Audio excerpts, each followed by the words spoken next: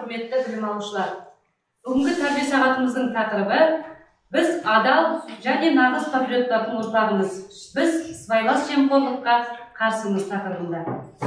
Тәрбие сағатымыздың мақсаты сыбайлас жемқорлық деген ұғымды түсіну, пайда болу жағдайлары жайлы түсінік қалыптастыру. Өз мемлекетінде жауапкершілікпен қарау және әділдікке тәрбиелеу. Сыбайлас жемқорлық дегеніміз бір затқа заңсыз пара беруді айтамыз. Жақсы. Елнара. Сыбайлас жемқорлық дегеніміз заңды істерді көбінесе ақшаға параға сату болып табылады.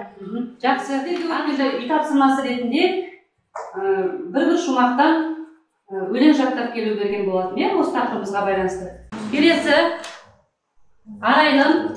Әр ата-ана өнеге берсін балаға, тәрбиесі шоқ жұлдызды жанама, адалдыққа, даналыққа үйретсең, жолдан таймас ар болған санаға. Жақсы. Қазақ елі байтақ болсын десеңіз, жемқорлықтың жолын бірге кесеміз. Сонда ғана жер гүлденер ел байып, сонда ғана шарықтаймыз, өсеміз. Жақсы, тамаша. Келесі. Менде өсер елде тұрамын. Білдіремін сезімімді жырамын. Жолымменен адалдықтың жүрейік, жемқорлыққа жол жоқ деген ұранмен. Жақсы. Құрметті білімгерлер, біздің үй тапсырмамыздың тағы бір түрі көрініс даярлап келу керек болған, яғни әр топтан жаңағы бір-екі студенттен шығып, өз өнерлеріңізді көрініс ретінде тақырыпқа байланысты шығайық. Бүгінгінің мықтысы жеуден алудан мықты ғой. Адал жолмен ақша табу арман болып кетті ғой бәрімізге.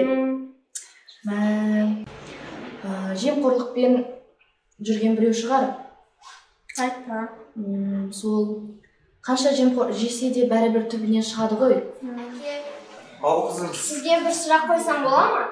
сұрақ дейсің ба? Әрине қой.